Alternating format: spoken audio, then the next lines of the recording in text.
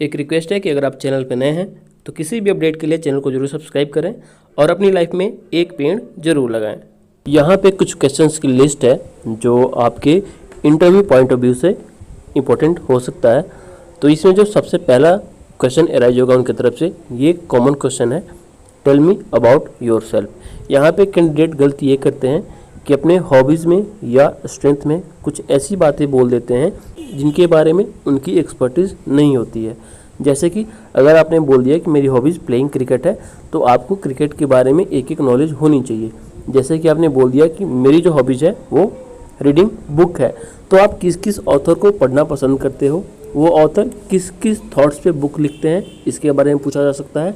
आप कौन सी book prefer करते हो, उसके बारे में पूछा जा सकता है। तो आप हॉबीज़ वहीं बताइएगा वहाँ पे जिसके बारे में आपको थोड़ी बहुत नॉलेज हो। साथ ही जब भी अपने बारे में आप इंट्रोडक्शन दीजिएगा तो लास्ट में अपनी स्ट्रेंथ बताना मत भूलिएगा कि आपकी स्ट्रेंथ क्या है। वीकनेस ना भी बताओ तो चलेगा, लेकिन स्ट्रेंथ आपको बताना पड़ेगा। जब आप अपनी स्ट्रेंथ बताइएगा तो उसके रिगार्डिंग एक एग्जाम्पल आपके पास होना चाहिए जो अपनी लाइफ में आप फेस किए हो। उसी से रिलेटेड दूसरा प्रश्न आ जाएगा कि अबाउट योर स्ट्रेंथ, कि आपकी स्ट्रेंथ क्या है और how you deal the situation in pressure. अगर स्ट्रेंथ में बहुत कॉमन एक होता है कि सभी कैंडिडेट ये बोल देते हैं कि मेरी जो स्ट्रेंथ है वो ये है कि मैं प्रेशर में भी काम कर लेता हूँ। फिर आपको यहाँ पे एक एग्जांपल देना होगा, how you deal the situation in pressure, आप प्रेशर में कैसे डील करते हो। अगला जो प्रश्न आएगा वो आपका, पहले तो मैंने बता दिया कि आपके हॉबी से भी प्रश्न बन सकते हैं, आपके इंट्रो से ही हॉबी से प्रश्न बन सकते हैं, आपके स्ट्रेंथ से प्रश्न बन सकते हैं और आपके हायर एजुकेशन से भी। तो हायर एजुकेशन बाद में आएगा। अगला जो प्रश्न बनेगा वो बन सकता है आपका यूनिफॉर्म सिविल कोड, जो कि अभी हॉट टॉपिक बना हुआ है अपने कंट्री में, यूनिफॉर्म सिविल कोड। तो इसके बारे में एक बार आप लोग गूगल कर लीजिएगा, अपने लैंग्वेज में उसको अच्छे से समझ लीजिएगा। अगला जो प्रश्न पूछा जा सकता है वो ये है पॉपुलेशन कंट्रोल, ये भी अभी हॉट टॉपिक बना हुआ है, पॉपुलेशन कंट्रोल। तो इसके बारे में भी, इसके क्या फ़ायदे हो सकते हैं, ठीक है, इसके क्या प्रॉफिट हो सकते हैं, पॉपुलेशन कंट्रोल के क्या नुकसान हो सकते हैं, इसके बारे में, और इससे, इसके आने से, इस बिल को पास होने से क्या क्या दिक्कतें आ सकती हैं अपने कंट्रीज़ में। अगला जो है वो है अबाउट द करेंट इशूज़ इन मणिपुर, ये थोड़ा इम्पोर्टेंट हो जाता है, वेरी वेरी इम्पोर्टेंट। तो मणिपुर में जो अभी कंडीशंस हैं, वहाँ पे जो वायलेंस हो रहे हैं, उसके रिगार्डिंग प्रश्न जहाँ तक मुझे लगता है 80% चांस है कि पूछे जा सकते हैं। और वहाँ से 2-3 प्रश्न बन सकते हैं कि मणिपुर में जो अभी इशू चल रहा है वो क्या है, उसका रूट कॉज क्या है, किन दो कम्युनिटी के बीच में वो वायलेंस हो रहा है अभी, और इसमें स्टेट गवर्नमेंट का क्या रोल रहा है, सेंट्रल गवर्नमेंट ने क्या एक्शन लिया है, और आप अगर वहाँ पे रहते तो आप क्या एक्शन लेते। अगर आपको वहाँ पे अपॉइंट किया जाता तो आप वहाँ पे क्या एक्शन लेते, ये भी पूछा जा सकता है। अगला जो प्रश्न है, जैसे कि पिछली बार हुआ था सब इलेक्शन के बारे में पूछा गया था, तो इस बार भी जहाँ पे MP MLA का सब इलेक्शन हुआ होगा, जिस सीट पे MP MLA का, तो उसके बारे में पूछा जा सकता है। तो अगर आपके स्टेट में कहीं पे सब इलेक्शन हुए हों तो उसके बारे में कंप्लीट इन्फॉर्मेशन आपके पास होनी चाहिए कि कौन सी पॉलिटिकल पार्टी विनर रही है और कौन लूजर, और लूजर का जो मुख्य यानी कि मेन रीजन क्या रहा है वहाँ से हारने का। अगला जो प्रश्न बन सकता है वो है अबाउट योर हॉबीज़, मैंने पहले ही बता दिया, आपके इंट्रो से ही क्वेश्चंस राइज हो जाएंगे, जैसे कि अबाउट योर हॉबीज़। अगला जो क्वेश्चन राइज हो सकता है वो है अबाउट योर हायर एजुकेशन।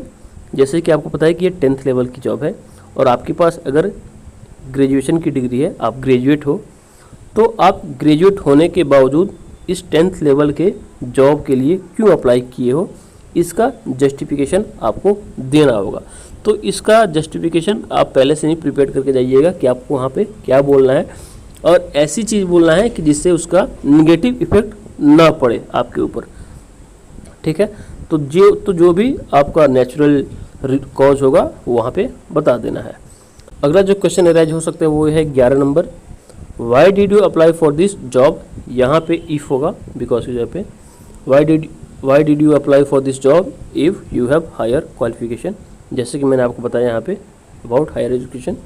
तो यहाँ पे जो पूछा जाएगा ना अबाउट हायर एजुकेशन, जो आपके पास डिग्री होगी ना, अगर आप ग्रेजुएट हो या 10+2 हो, तो उससे रिलेटेड प्रश्न यहाँ पे पूछा जाएगा।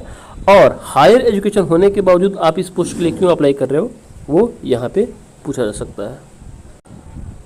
अगला जो क्वेश्चन पूछा जा सकता है वो ये है आपका कि what do you know about IB।